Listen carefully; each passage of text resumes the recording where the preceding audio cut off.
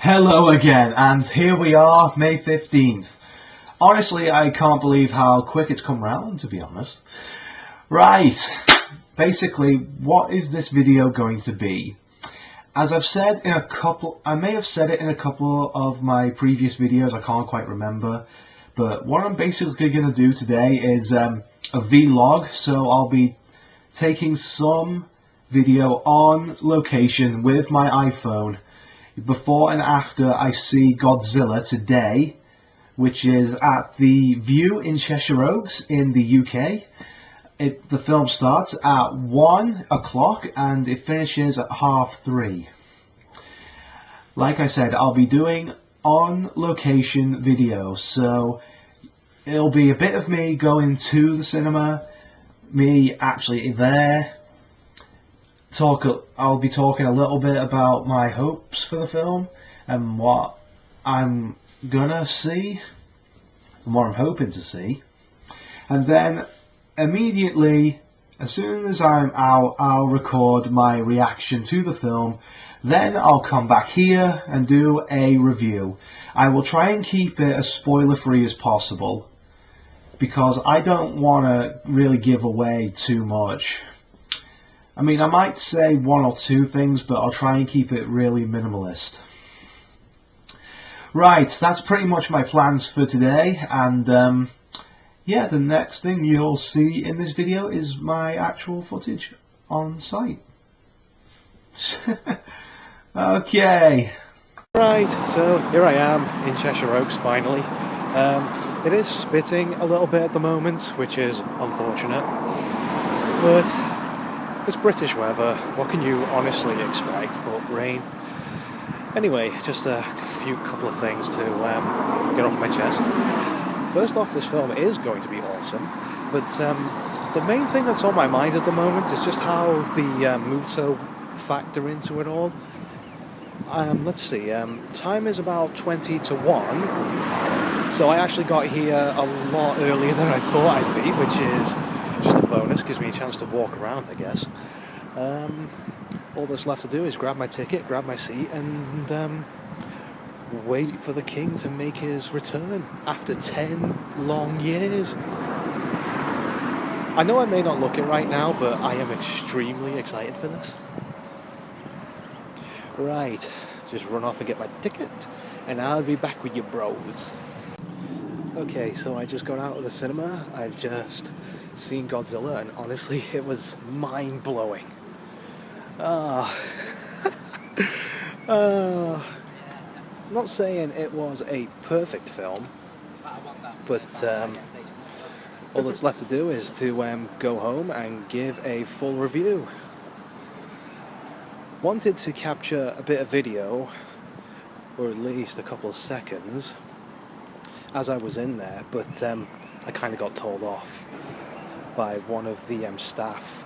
I haven't been banned, thank God, and it was before the movie started, so they had no rights to prosecute me or anything, but so that's why I've having to do this after the movie's finished. Anyway, time to head home and give a spoiler-free review. Right. Hey guys, so finally back at home, and honestly, oh my god, what a ride!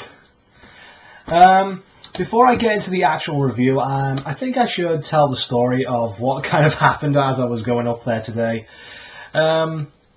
I had an appointment at the job centre first thing in the morning, so I had to head down there at for about 9:30, and had to come back because I wasn't going to carry all those little booklet things all the way up to Cheshire Oaks. Forget that. And also I had to come back and grab a bite to eat before I head out and a drink, otherwise I was going to dehydrate. Anyway, moving the story along. Got on the bus, got to the Chester station, and as my bus was pulling in, the one to Cheshire Oaks was starting to pull out, so I had to literally run. You know what I mean? It was only like a couple of stops from where I was anyway, only like 2 stands away, and I kind of did something incredibly stupid.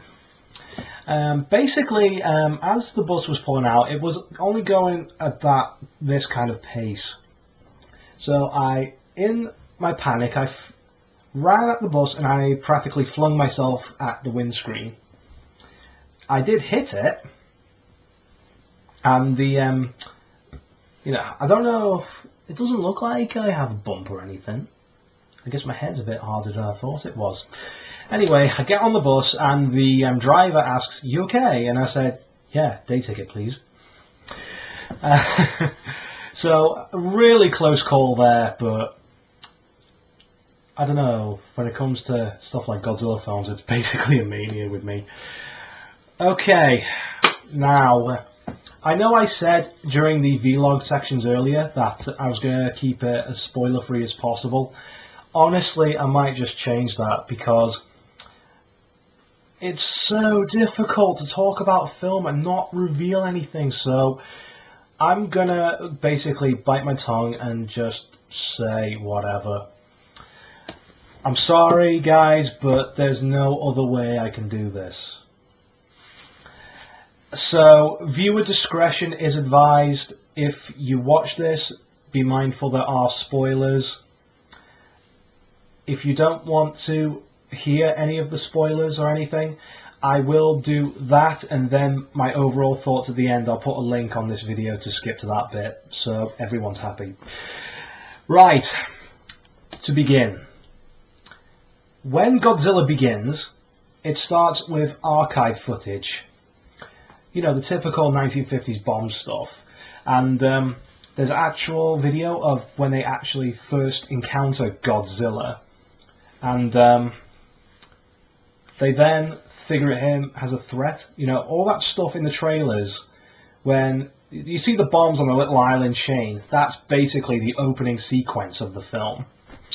So as Godzilla comes out, the bomb goes off, and that's it. He basically disappears. Then we go on to what was it called? The Genera plant. I think that's what it's called. Well, we don't go directly to the plant. We get to meet our main cast of characters. We get to see Bryan Cranston right off the bat as Joseph Brody, and his family, Ford, only being a child of about 6 years old, and it's Daddy's birthday, and little Ford is actually making him a sign. Oh, how nice. And there's a nice little exchange between them all, and then Ford heads off to school. Both Joe and his wife Sandra head off to the Genera power plant because they work together. Okay, so someone's been calling Joe, and there's all these tremors going on, and they're really consistent, they're not random. This kind of sparks our main character. Well, it gets Joe thinking, what the hell is going on, basically. And then the accident occurs, the rumbling and the sudden impact. The reactor core is breached, there's a leak, and I think it's on level 5 or something, I can't remember the number. Anyway, from the trailers, Sandra Brody and her team are in that area. Joe says, "Keep it open, my wife's still in there." like in the trailers, he runs straight down there and he sets the door to close manually, so he wants to try and keep it open as long as possible for them to get out. Unfortunately, this doesn't happen. They don't get to the door in time, and Joe is forced to close the door, and it's an absolutely heartbreaking scene to see him just break down like that. Okay, so that's the opening sequence of Godzilla. Now we skip ahead to where the film really kicks off from. It's set 15 years after the Genera power plant incident, which was set in 1999. So Godzilla is now in 2014, and Ford is coming home from active duty, and not long after he gets back, his wife, played by Elizabeth Olsen, Ellis Brody, gets a call from Japan saying that his father, Joe, has been arrested for trespassing into the Q zone, or quarantine zone. Basically, the whole area around the power plant was quarantined because of the radiation leak. Ford then goes to Japan to get his father out, and they have their exchange. Like, they evacuated us so quickly, I don't even have a picture of her. You know, the stuff we've seen in the trailers. And then, after waking up, Ford finds his father talking with someone, and Joe then convinces Ford to go to the Q zone with him. When they arrive to where that old house used to be, to go and pick up some discs, so Joe can compare the data between what was on the discs and all the stuff he's been researching, looking up and everything. They then discover that the so-called Q zone has no radioactivity. It's completely clean. Once again, the two of them they're picked up by military personnel and escorted to the facility. It's here we see Ken Watanabe as Ichiro Serizawa. He does show up earlier in the film, but this is where he kind of starts to come into it. Basically, it's a closed facility, and there's this sack at the center of it all in an open pit. And then there's the exchange, like the data discs, all their personal effects were taken off Joe and Ford, and they're trying to figure out what the pod is. And then we have a series of electromagnetic pulses, and the military try to basically silence the activity in the pod by electrocuting it or something, and it flatlines for a while, but then it becomes active and the pod hatches into our first Muto. So that's where the first Muto comes from.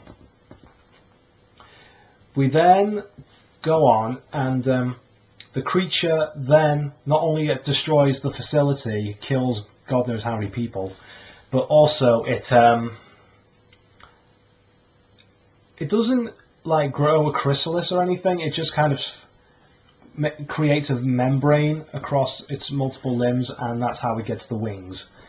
It's not a chrysalis, it's just it grows the membranes and it takes off.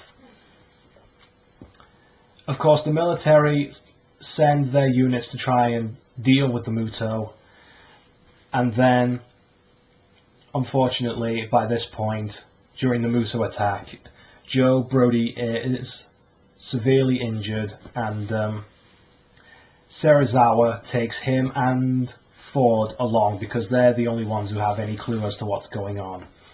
On the way to the debriefing on an aircraft carrier, Joe Brody tragically dies. So Ford is kind of brought into it. So they basically tell him about Godzilla, the fact they knew everything. And the Muto then skip ahead. So the Muto escaped and is now in Hawaii. Apparently it took a Russian sub and it's devouring the radioactive energies. And this is where Godzilla appears for the first time. So he comes up on shore, and him and the Muto have the fight at the airport. The Muto escapes and Godzilla chases after it. It's then revealed about a second pod, except this one appeared to be inactive for a long time, but now that one Muto has awakened, a team are then shipped out to where all the nuclear waste is taken care of in Nevada. But by the time they arrive, the other pod has hatched and the other Muto is revealed. Now this second Muto is much larger, bulkier, but can't fly. This is the female Muto. And it turns out that these Muto are a mating pair. One male, one female. And they have the kind of swan mating thing where it's like one partner per life or something. So they're kind of communicating to each other by echolocation or something. And it carries on, and I'm trying to skip ahead as much as possible, just kind of reveal only what needs to be. So Godzilla is chasing the Muto, and the military comes up with a plan to get a nuke and basically try and kill the monsters. Serizawa says no, these creatures feed off radiation, and their argument is because it's not kilotons, it's now megatons of power, or something like that. I don't know measurements. Anyway, so that plan fails because the smaller Muto attacks the cargo train and devours all but one nuclear missile. Afterwards, the male and female Muto meet up in San Francisco, which is now going under lockdown. And this is in the middle of Chinatown, as I mentioned in one of my previous videos. So the two meet up, and it turns out that the female Muto is actually pregnant. And the male Muto gives her the warhead, which is active, and she then uses it as a kind of energy source to hatch her brood, or whatever insects call their young in large clusters, I don't know. And Ford is drafted in. Ford, by his own choice, joins a team that's going for the Halo drop, whose mission is to go in, disarm the missile, and get it out. If it can't be disarmed, get it on a boat and get it away from the city. Okay, so the Muto are now in San Francisco. Godzilla comes out of the ocean by the Golden Gate Bridge. They really seem to love that bridge in kaiju films. Anyway, Godzilla and the male Muto face off again. After Ford and his team recover the missile and decide, because the compartment is too jammed up for them to open and for Ford to disarm the bomb, they decide to take it to the boat, and basically plan B. Before he leaves, Ford sets the nest alight, killing all the young, which infuriates the female Muto, and the two Mutos then gang up on Godzilla together. And the male Muto fights very much between a cross of a bulldog and an eagle, attacking with its like talons or whatever while it's flying, and biting down onto the neck like a bulldog would. The larger female Muto fights quite a lot like Leatherback in Pacific Rim, very gorilla-like, using its equal or superior size to ram into Godzilla, physically overwhelm him that way. Godzilla manages to kill the male Muto by swiping it with his tail, and the Muto becomes impaled on a large column which is sticking out of one of the ruined buildings. All of Ford's team have been killed by the female Muto that went to chase after the missile, while the male Muto kept Godzilla busy. Finally, it's just down to Ford, and he manages to get it on the boat and starts the process of getting it out to sea when the female Muto comes into range and her EMP basically knocks out the boat's engines. And the female Muto is coming in closer. It's about to attack Ford. Then Godzilla appears again, and Godzilla basically kills the female Muto by grabbing its jaw and literally opening its mouth like in the same manner King Kong did in the 2005 remake, and then using his atomic breath right down its throat, literally incinerating it from the inside out and then tearing its head off. I gotta be honest, that was amazing. Anyway, just to wrap this up, and Godzilla collapses because the toll of the fight has drained him in more ways than one, while survivors are starting to come out of the shelters or whatever where they've been stashed this whole time. Godzilla gets to his feet, gives one last roar, and goes back to the ocean, and that's the film. There is a lot more in the way of detail. I tried to keep as much detail out as possible. Again, if you watch this far and you knew there were spoilers and yet you continue to watch, well, you're an idiot. And if if you complain later. Anyway, wow! Gareth Edwards, the guys at Legendary, honestly, I could hug or shake your hands.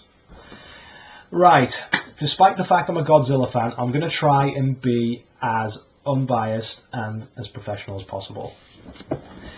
Okay, overall, very good. This was a great reboot. Great action, a lot of character drama.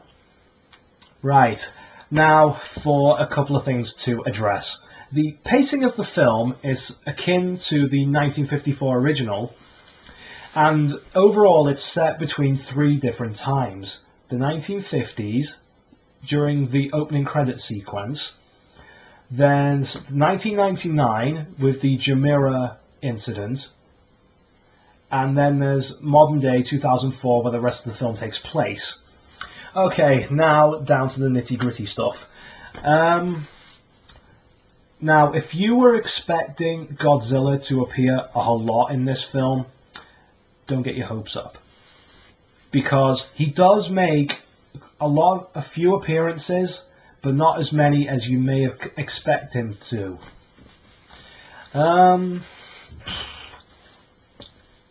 Now, let's get on to the actors. First off, Bryan Cranston. Brilliant emotional performance. Aaron Taylor Johnson. Now, he carries the majority of this film. He's basically centre stage. At times, I couldn't quite get into his character. I honestly could not. At times, he does go a bit flat, where Bryan Cranston kind of just nailed the presence. Elizabeth Olsen. Now, she is somewhat believable, and there's a nice little story between her and Ford. But she is a minor character, and she only makes a couple of appearances throughout the whole film. Even though she, like Ford, is there to move the story along. Ken Watanabe as Ichiro Serizawa. How to describe his character? Because you've seen him in the trailers, you know. It's in the nature of man to think, it's the arrogance of man that thinks that nature is in our control. Basically, I would say he's more of the naturalist in the film. He's the one who says, like, Godzilla was an alpha predator from another time, and he's the only thing that can stand up to the Mutos. Well, technically he's right, and it takes the military a few setbacks to realise this, as all military tend to be in films like this. Overall, a great film, but there are a couple of nitpicks. Like I said, Godzilla doesn't appear as much as you'd expect him. The monster fights are brilliant to witness. Very visceral and brutal. Very animalistic fighting, which is what we were promised, and I've got to say, I loved those. The human drama, the stuff with Bryan Cranston is absolutely brilliant. There are a couple of subplots which don't really lead to much in the way of payoff, unfortunately. Okay, music. Now, I do have the soundtrack here. I got that a couple of days ago, and I was surprised to hear it, because I listened to the whole CD the other day, and it's very orchestral. It's very much dun dun dun dun sort of thing. But there is a lot of Japanese type music, like interspliced into it. What is it called? The Japanese flute or lute or something? There's a bit of that in there, but unfortunately for die-hard Godzilla fans, I'm afraid there is no Akira Ifukube music in this.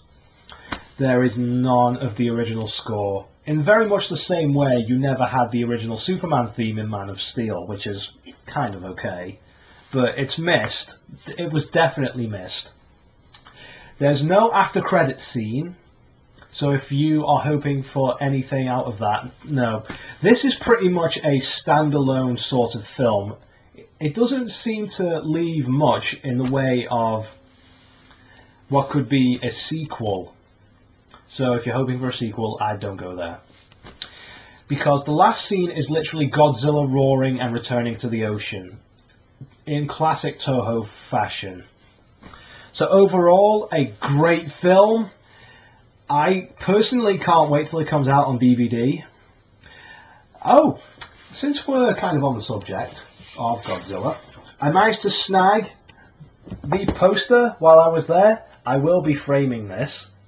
Also on the back, I didn't see this before, but there's a bunch of facts about the film, such as, number one, King of the Monsters, the diameter of Godzilla's teeth, the rough distance how long Godzilla's roar reverberates in the atmosphere, which is 3 miles if you were interested, the length of Godzilla's tail, the number of visual effects crews, that sort of thing. Basically it's a by the numbers sort of thing. And this came today. Now, no doubt this is some of the first of my Godzilla merchandise. I haven't opened it yet, and what I'm going to do is wait till it all comes, and I'm going to do a big unboxing all at once, and that's basically it. Sorry if you were kind of spoiled by this video. I do apologise, but I'm sorry if the review wasn't as insightful as you wanted it to be. These are all my personal opinions. You don't have to agree. But honestly, I think it was a great, fantastic film. It had the gritty atmosphere. We had somewhat likeable characters, Aaron Taylor Johnson and all that. But I have to not stress this enough. When I was watching Godzilla, I was literally jumping in my seat like an excited 10-year-old child. I did the exact same thing with Pacific Rim, and I gotta say, when Godzilla first appears on screen, and you know, it pans up, you see him, and then he roars, I actually got a chill down my spine. All the hairs on the back of my head were standing on end. I was like, it was just an amazing feeling. So yeah, go and see Godzilla. Support the hell out of this movie. Anyway, that's it for this. It didn't turn out as I wanted to 100%. Right, well, that's all I've got to say for now. Okay, thank you very much for watching, and bye!